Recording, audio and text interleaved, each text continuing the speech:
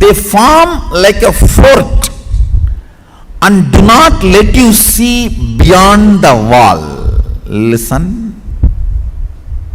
Listen.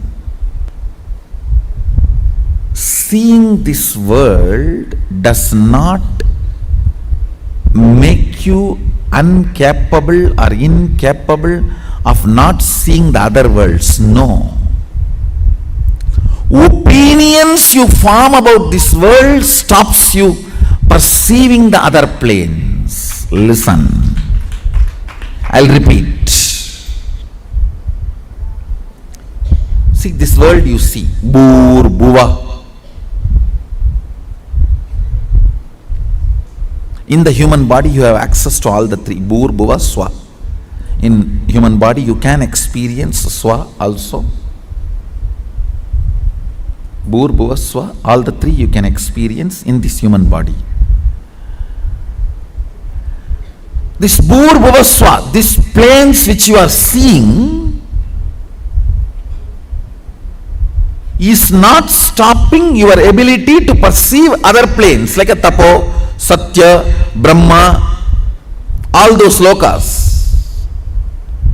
But the opinions you form about these worlds becomes a huge fort inside your brain, Sahasrara Mandala, 1,000 petal flower. When that fort is built, then you are not able to see outside the fort. That stops your ability to perceive the multiple dimensions of the universe. Listen. Actually, choices are not only not freedom, they are anti-freedom. Listen. Choices are not only not freedom, they are anti-freedom.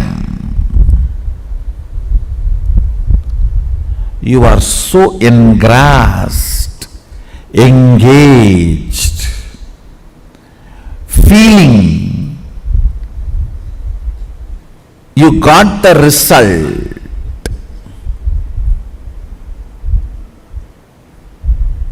Because you do not know the way to check whether some stone is a diamond or a shining ordinary stone, you go on collecting your whole life something. Only when you are about to die, you discover a machine to check the diamond and you find out whole thing you collected is just faltu stone. Not even one is diamond.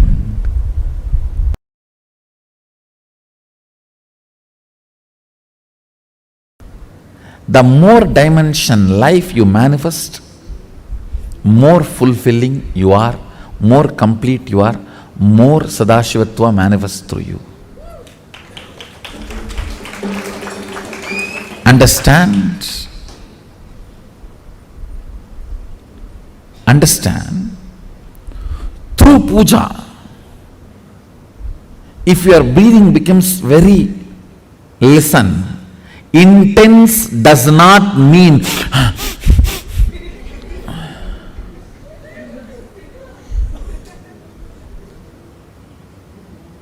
through dance, getting intense will have a different physical expression. That will naturally be like a big hyperventilation kind of a action. But through puja,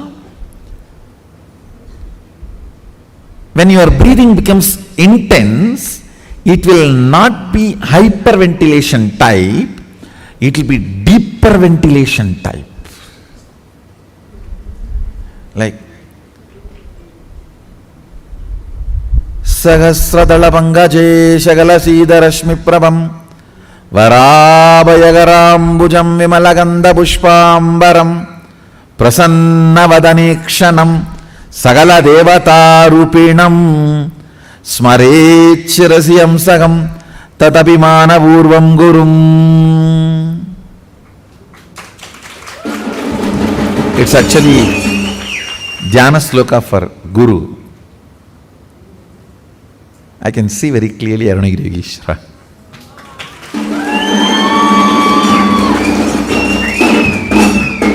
Sahasradala pangaje shagala sidarashmi prabhamvara vayagarambucham vimalagandha pushpambaram prasanna vadanekshanam sagala devata rupinam. On the 1,000-petal lotus, vara abhayagarambucham, vara abhayakara, prasanna vadanekshanam, with a beautiful, alive, prasanna vadana, smiling, welcoming. Prasanna cannot be translated just as a smiling or welcoming. Prasanna should be smiling, welcoming, alive, illumined, graceful. All that words should be added. Prasanna is something which brings you to the present. Prasanna vadanekshanam sagala devata rupinam. Embodiment, or in the form of sagala devatas, all the gods and goddesses. Smarechirasi hamsaham tatapimana-purvam gurum means with my breathing flow, hamsakam. See, hamsam is the integrity syllable of your breathing. Listen carefully. Integrity means being what you are known for.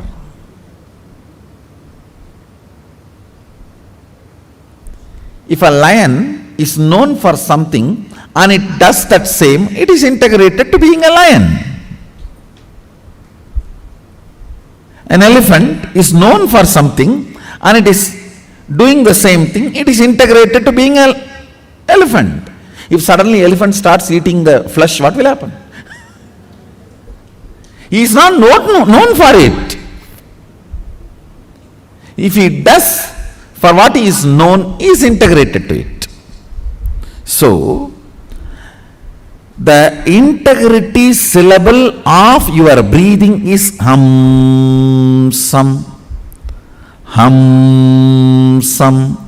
This hamsam is the ajapa japa mantra, unchanted mantra which gets chanted continuously by the integrity of your breathing. When your breathing gets into your system and comes out, the natural sound it makes is called hamsa. Hamsam. Understand? Where this hum sound takes a turn of some sound is Sahasrara. That is where Guru is sitting. That is why it is called hum. Please listen carefully. That is why he is addressed as Hamsakam. Where the hum turns into sam, his akam resides there.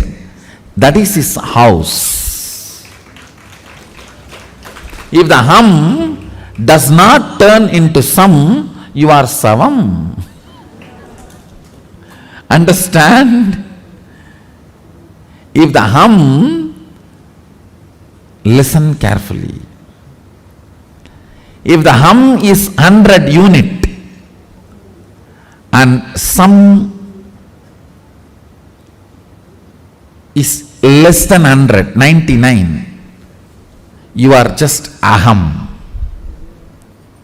If the hum is 100 and sam is 100, you are hamsa, jiva, individual soul, who had pratyakatma chaitanya jagrata. If the hum is 100 and sam is 101, you are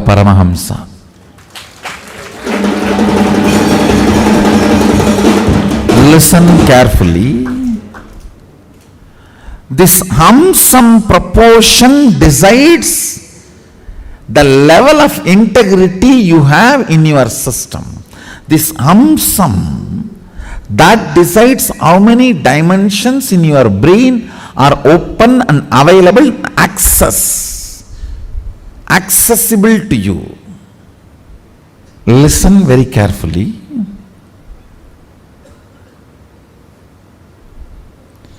If this hum is 100, sum is less than 100, you are in the plane of agam, human. Boo. If the hum is 100, sum is also 100, you are hamsa, jiva who is awakened. If the hum is 100, sum is even 101, you started entering into the Paramahamsa dimension. Means the Guru component has started manifesting in your jiva. Means he started mixing in your taste of life. What is your desire? Your Guru's desires. What is your taste of life? Your Guru's taste. What is your joy? Your Guru's joy. What is your opinions about death? Your Guru's opinions. What is your opinion about life? Your Guru's opinions.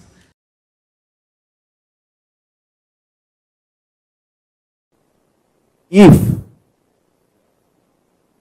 you start enjoying the narration you carry about you, Swarupa Ananda,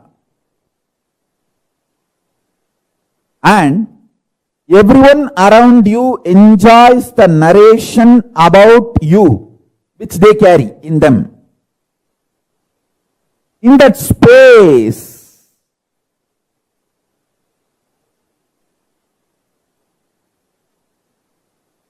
you manifest Sarvanyatva. Kailasa is the ecosystem to help you to enjoy the narration you carry about you, and everyone celebrates the narration they carry about you in them. You celebrate them, they celebrate you. In this kind of ecosystem, powers manifest just like that.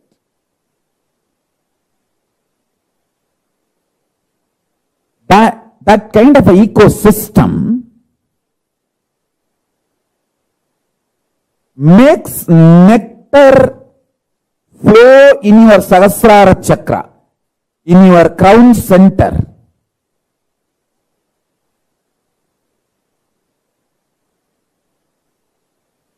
Even when your Guru initiates you with his consciousness, the first thing happens is your Sahasrara chakra explodes in superconsciousness, the Paramashiva space. The nectar, Amrita, pours in your system. You enjoy the beautiful narrative of you carry inside you. That you are Paramashivatva. And you enjoy the Paramashivatva of the whole universe, everyone around you. And everyone around you enjoys you.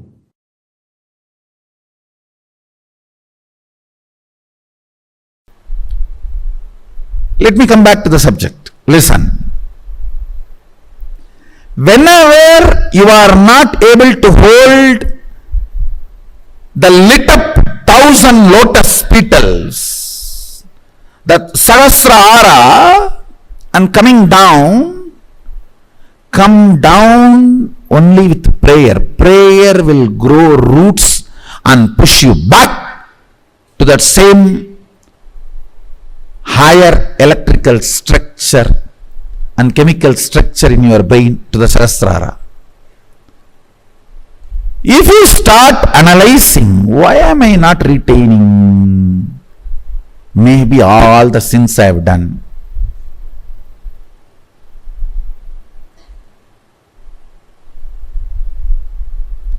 That is complete stupidity. Wrong diagnosis makes duplicate doctors.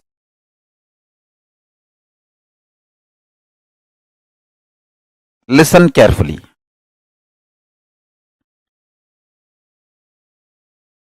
All of us are given something and denied something.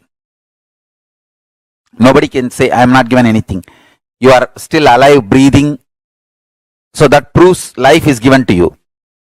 Naturally, even if you are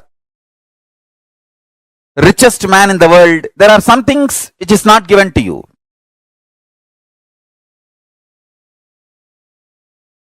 If you cultivate consciously a consciousness,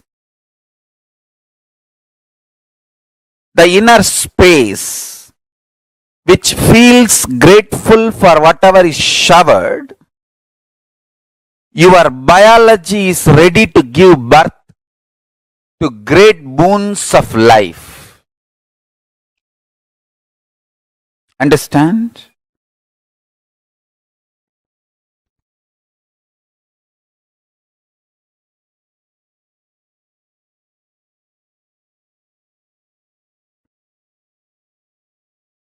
Person who cherishes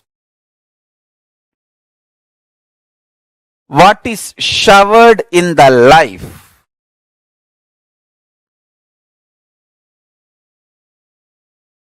feels supported, loved, cared, and goes on deciding to support, love, care. Understand? This space is heaven.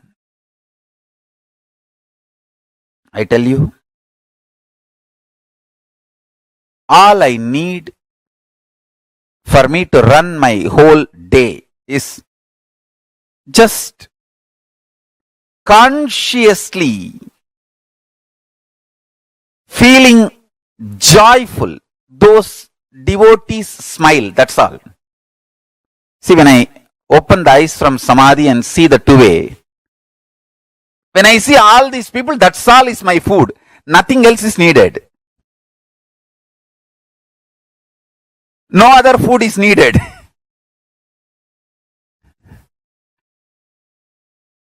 Understand?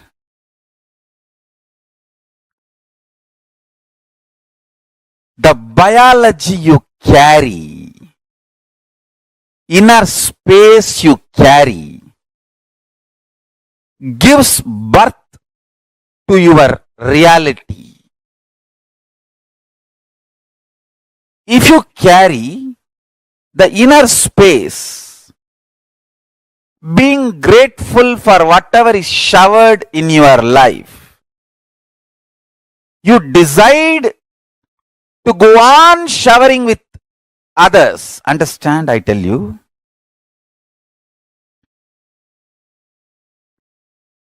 Whoever enjoys by contributing are gods,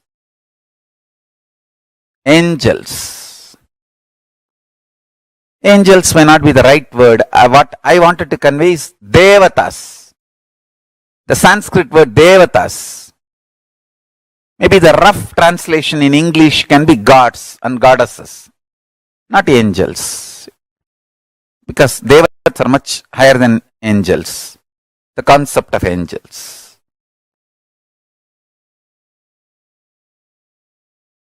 Listen carefully.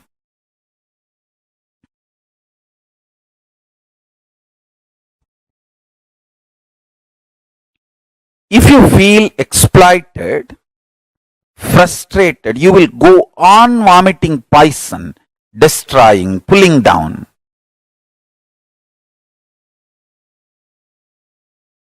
Spreading hatred, vomiting poison. You will be so deluded.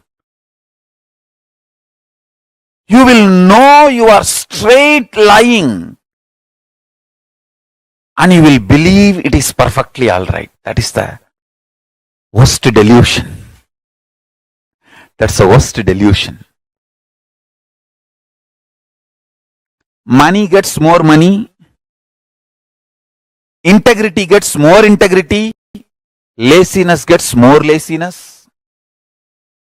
Abuse gets more abuse. Joy gets more joy. Bliss gets more bliss. Sadness gets more sadness. What you work for, you get that. I tell you, listen carefully. I really tell you.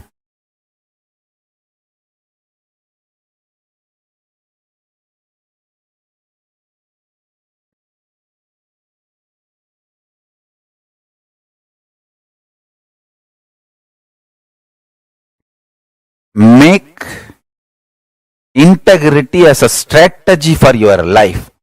You will attract such wonderful integrated people around you. Even if the non-integrated people come, you will know them just by their smell, and they will not be able to harm you. You know how to protect yourself, save yourself, and continue your service.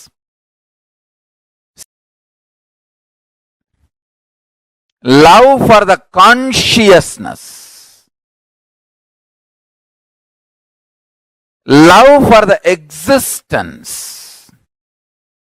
Understand? The source of life is all about going on contributing.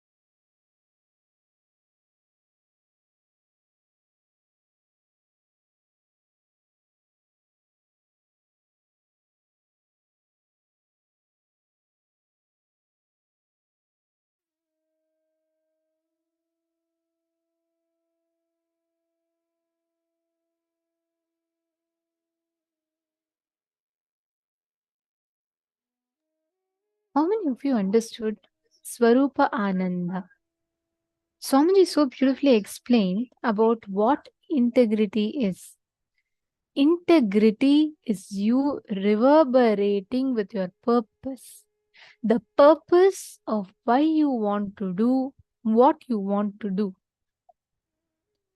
Integrity. Understanding, flowing in life with gratitude makes you manifest Sadashiva, makes you manifest Paramashiva as he is. Just being integrated. When you are, see, all the opinions that you form about everything on the outside stop you perceiving the other planes. Swamiji was chanting the Dhyana Shloka, right, of the Guru. And then Swamiji described how prasanna means something that brings you to the present. So integrity is being what you know, what you are known for. If an elephant starts eating meat, it is non-integrity. Because what being integrated, being what you are known for is integrity. All the opinions you form about this world stops you from perceiving what exists in the other planes. Prasanna is something which brings you to the present. It is being what you are known for. And Ganga, like Swamiji beautifully explained, is the nectar that flows from Paramashiva's own Sahasrara. And if you enjoy the beauty, this is the principle of life. And this is the way, simple way that you can access everything on the outside.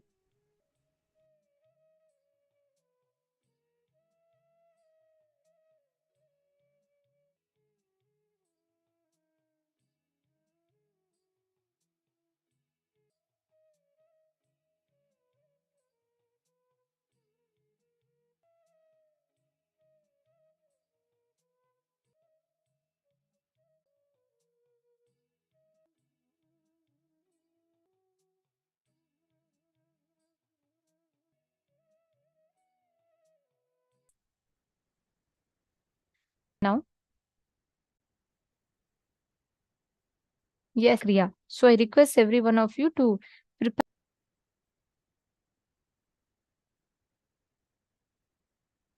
Do it. Ma Prithvi, you can do it, Ma. It's not going to be, don't do it. All right? Okay. So now your gratitude. When you are in that space of gratitude, please sit exactly as shown in the camera. Sit comfortably with your head, neck, and spine in a straight line. Do not have your cameras off while doing this Kriya. Do not have your cameras off while doing this Kriya called Bhastrika. Bhastrika is basically just random. Say you do breathing, where your breathing is not rhythmic or it's not slow. It should be breathe in random patterns without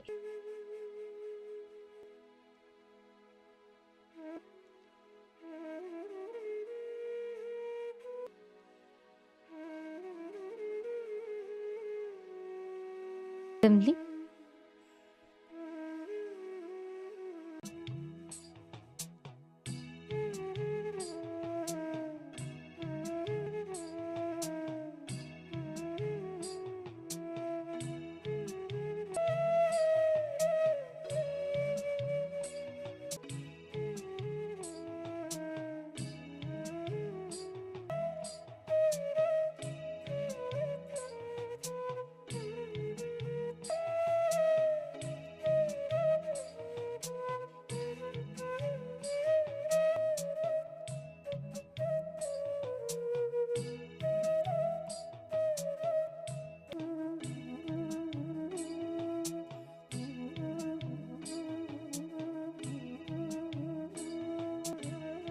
Without any rhythm or pattern in your breath.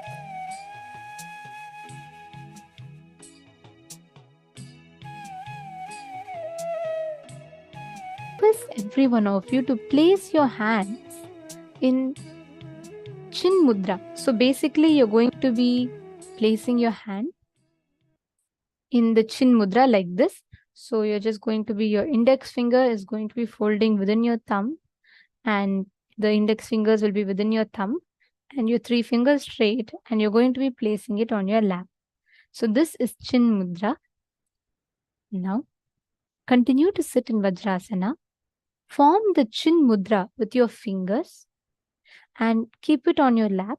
Place your hands on your knees. Your hands, the palm, should be facing upward. And let the tip of the index finger touch the tip of the thumb as if forming like a circle. And place that on your knees. Make sure your hands are completely relaxed.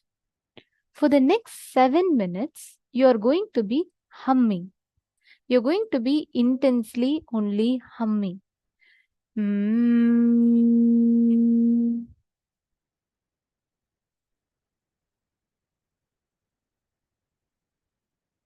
The humming should be done with the lips together. Don't open your mouth. There should be no sound coming from your mouth. It should come from your navel center. This is called the Maha Mantra humming. You're going to be doing it as loudly as possible without opening your mouth. So purse your lips together, hands in Chin Mudra, eyes closed, and normal breathing, and hum.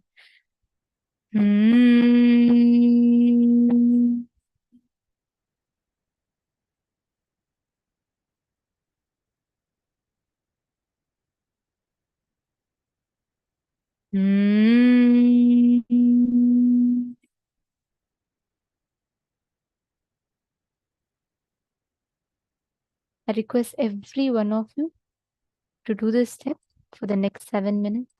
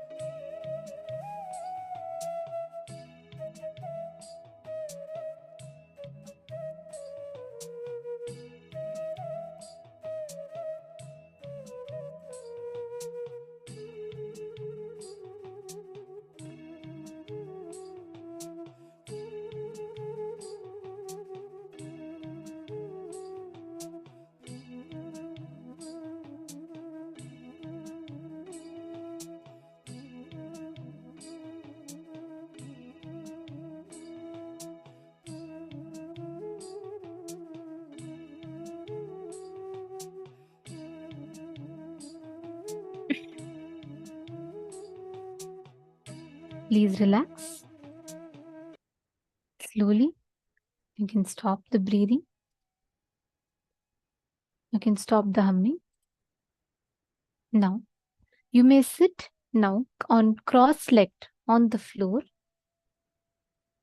Normally, this is called the Sukhasana. As shown in the picture, you can take the comfortable step.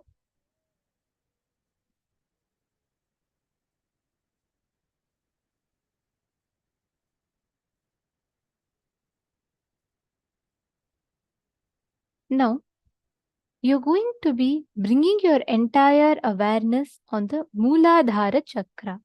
Mooladhara Chakra is the base of your spine. Bring your complete awareness to the Mooladhara Chakra.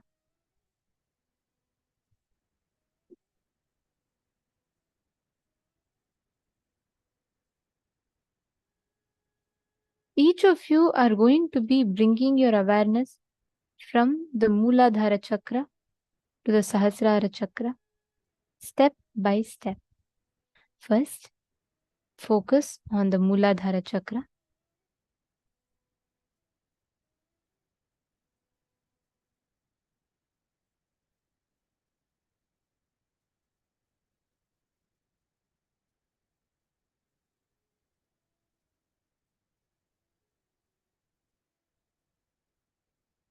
Bring your complete awareness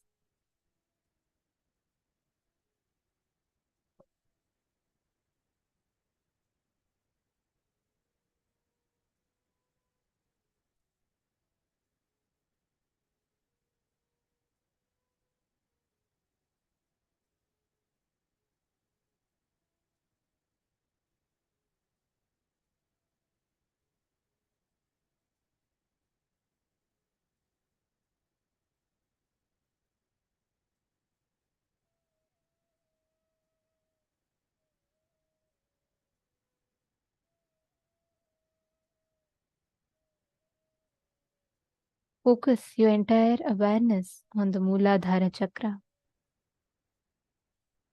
The base, the root center at the very end of your backbone.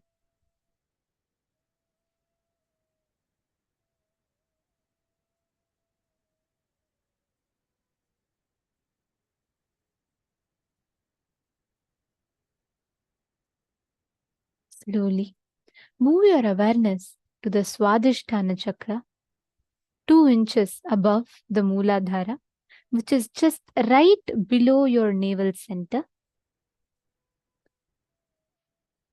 Bring your complete awareness.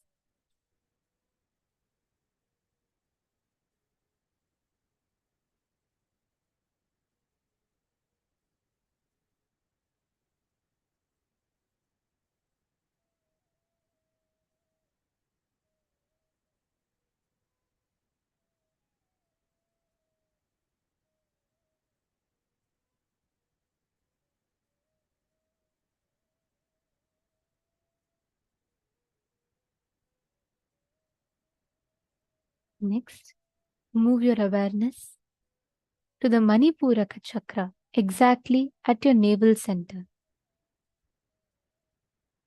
Bringing your complete awareness at your navel center.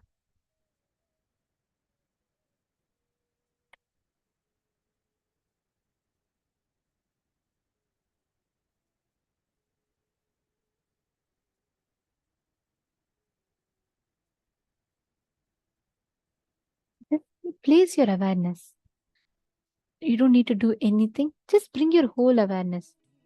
Forget all the other parts, and you're only going to focus your existence, your awareness in the navel center, the Manipuraka Chakra.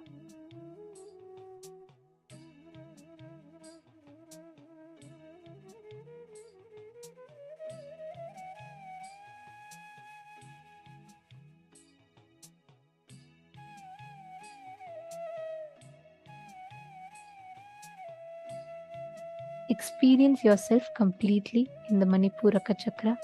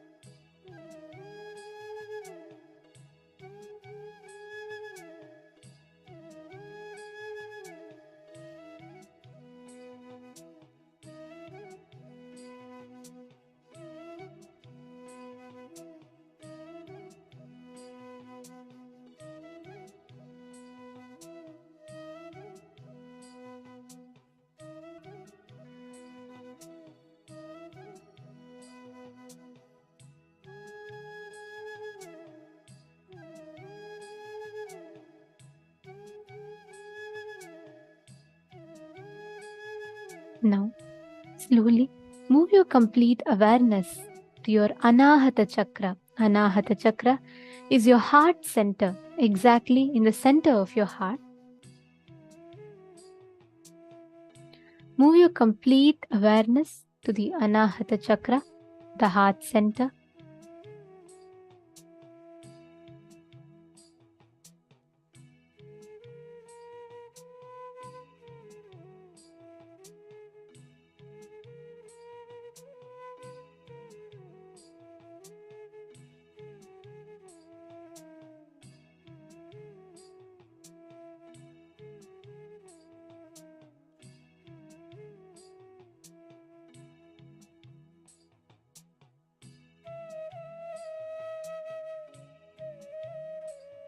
Focus your complete awareness just on your heart center. Your existence, bring your complete existence on your heart center.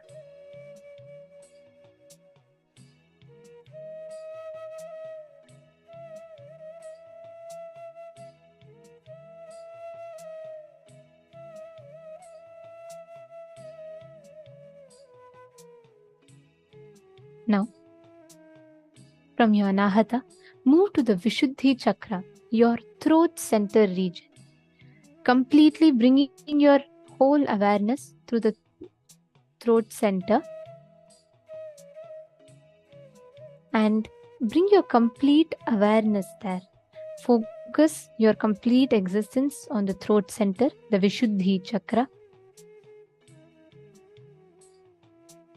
You can even put your hand in your Vishuddhi Chakra. Bring your complete awareness there. Do not fall asleep. Do this process sincerely.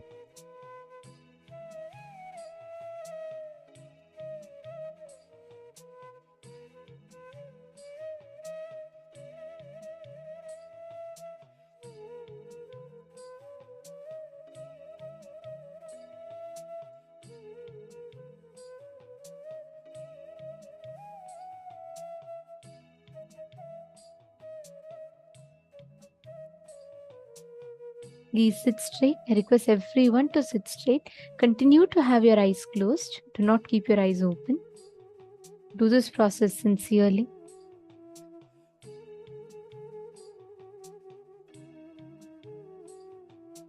This will completely awaken that space of gratitude, your innate energy inside of you.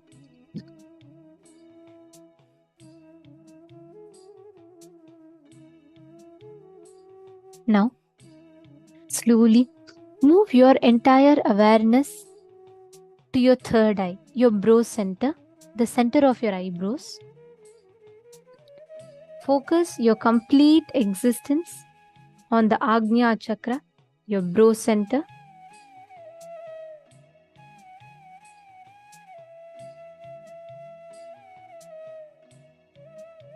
Bring your complete awareness. Experience your existence in the brow center.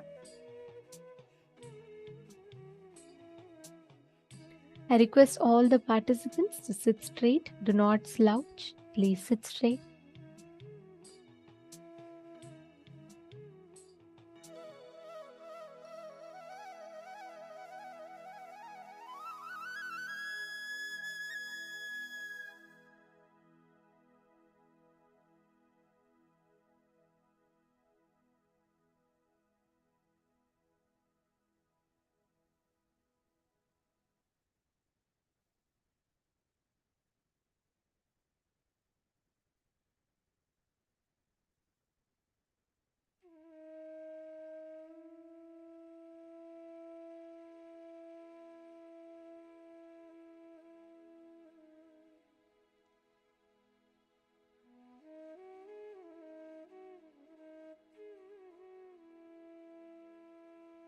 Bring your complete awareness into your Agnya Chakra. Your whole existence. Experience your whole existence in the Agnya Chakra, the brow center.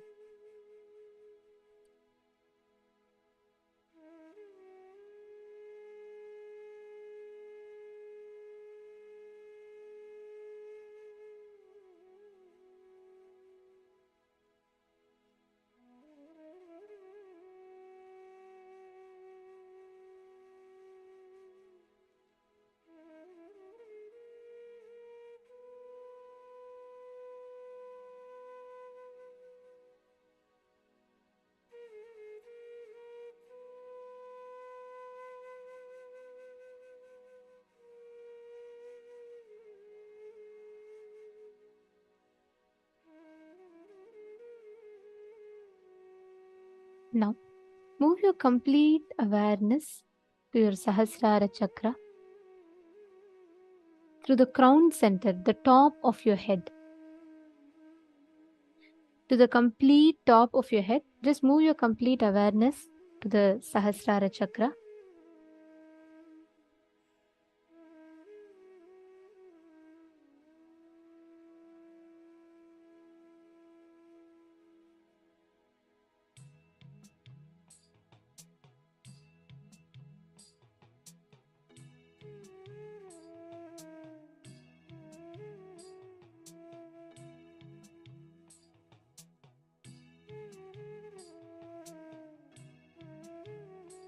Cognize your complete existence on the top of your head, the Sahasrara chakra.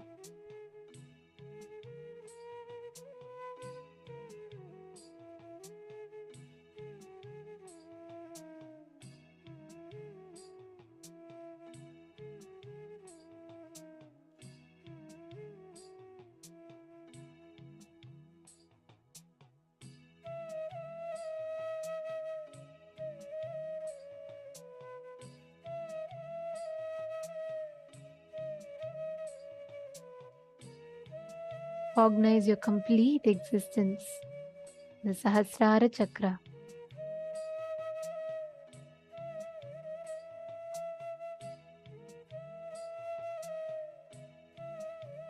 Now, just unclutch. Experience complete gratitude in everything that you know, everything that you do, everything that you experience. Bring complete gratitude. If it is a negative thought, or a person you don't like, or an unpleasant situation that comes inside you, just bless it. Everything that is happening inside of you, just express gratitude. Just bless it.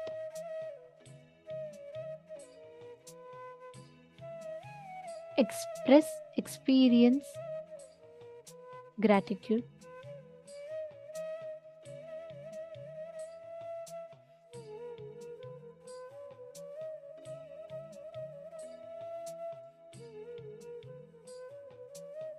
Don't get clutched to any emotion. Don't get clutched to any thought. Just be completely unclutched.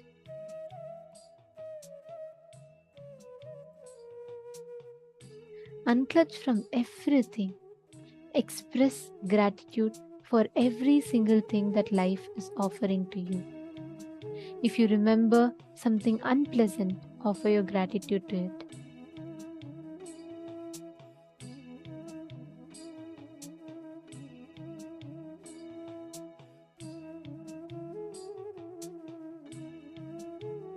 That's right.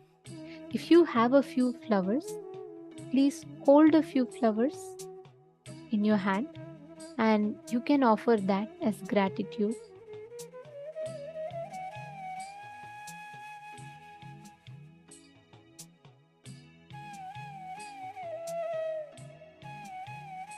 Offer gratitude to every single person in your life.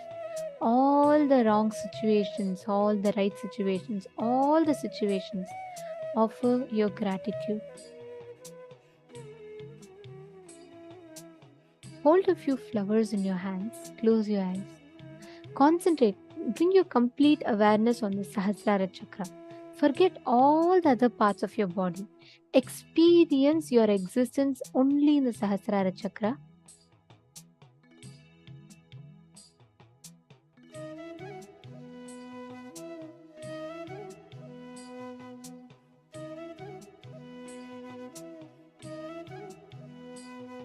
Offer your gratitude with your whole being. Just focus on your crown center. Relax. Just sit with a smile. Don't clutch. Don't worry about anything. Just wear a smile on your face and sit completely relaxed.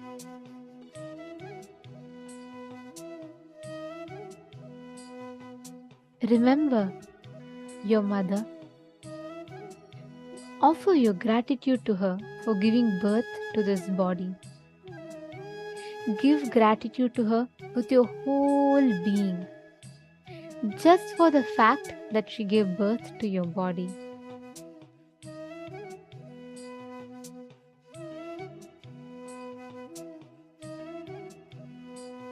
Give your complete awareness in your Sahasrara.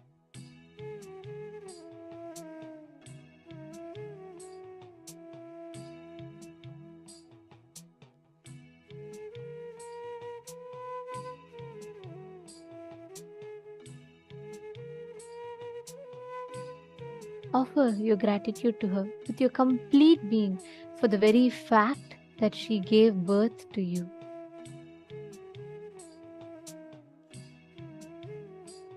Remember and give all your being gratitude to her.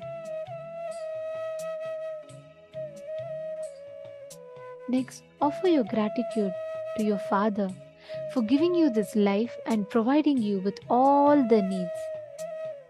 Offer your gratitude. Don't have any calculations, don't have any thinking. Offer your gratitude just for the sake of offering your gratitude. Bring in your complete gratitude from your whole being. Offer your gratitude to your father.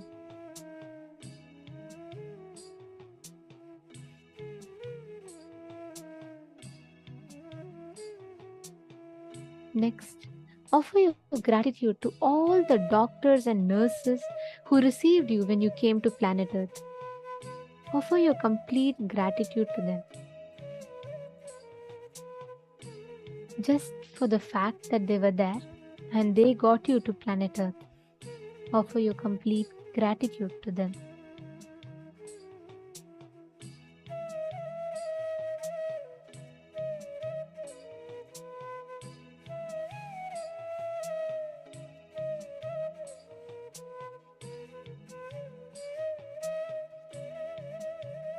Offer your gratitude to all the people who took care of you when you were an infant, to all those beings who stood with you, who fed you, who gave you food, who gave you shelter, who loved you, who protected you.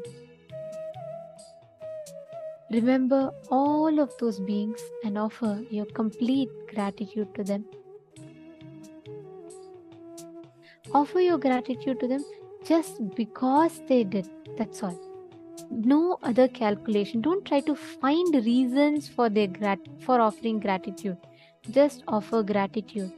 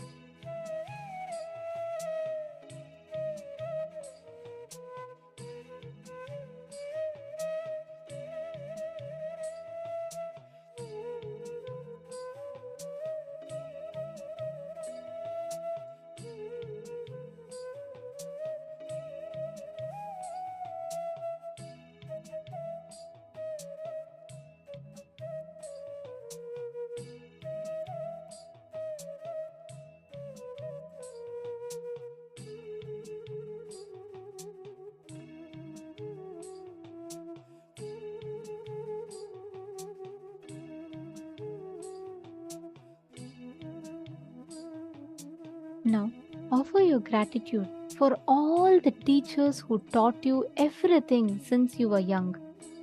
For all the care, the love that they gave you, offer your gratitude to them. Remember all your friends in your young age school. Offer your gratitude to them. All of them made your life blissful, joyful. All those who shared their innocence and joy with you, offer your gratitude to them. Offer your gratitude to your brothers and sisters and other relatives for nurturing you, for caring for you. Seek their forgiveness for any hurt that you may have caused them, intentionally or unintentionally, consciously or unconsciously. Offer your gratitude to all the people who gave you professional education, who helped you stand in your profession, who gave you the courage to stand in your own feet. Whatever phase of the life that you might be in, offer your gratitude to every single person who supported you. Offer your gratitude to all the people who helped you financially whenever you were in need of it. Offer your gratitude to all the doctors and nurses who took care of you, who gave you the medical assistance whenever you needed it. Offer your gratitude to your wife or husband for giving you love and security in your life. Forgive them for anything that they might have done to you that hurt you. Seek their forgiveness you have done to them which have hurt them.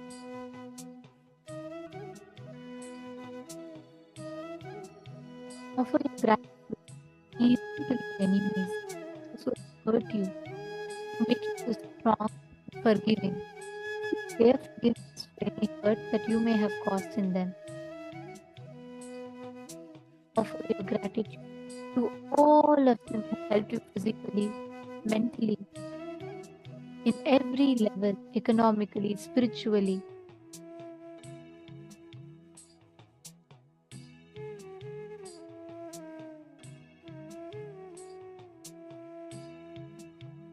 Offer your gratitude to your whole body, to your mind, to your being.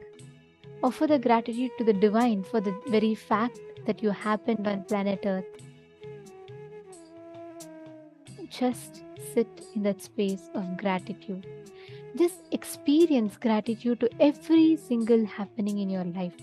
All the best things for giving you joy. All the worst things for making you even stronger. Just offer your gratitude. Celebrate the fact that life happened and gave you different situations. Just offer your gratitude.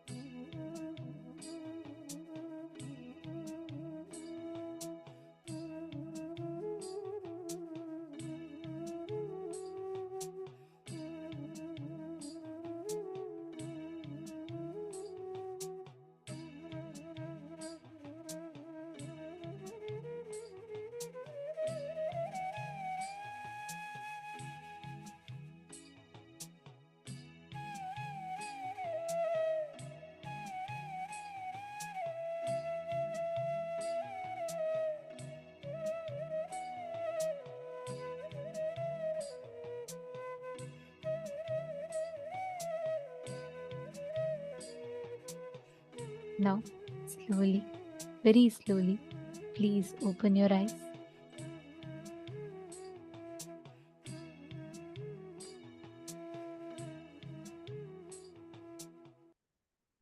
How do each of you feel now after doing this powerful meditation?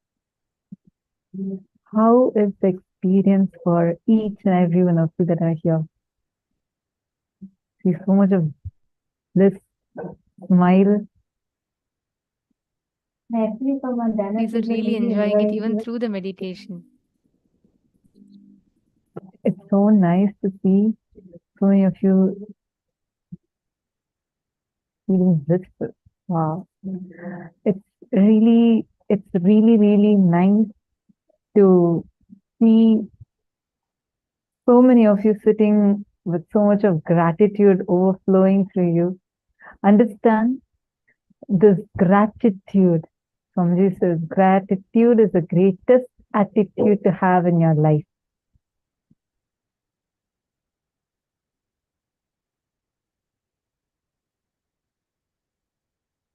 Very nice.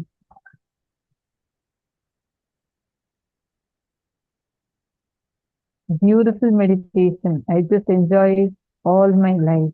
Beautiful. Lovely. Just be in the same space that you are right now in. And now you're going to take a few minutes in this space of gratitude. You're going to connect with the nature. Understand this gratitude that you're having is like the fuel that you actually need. And that would help you to flower so beautiful flower in your life and connect with nature, manifest the powers that you can just play with it.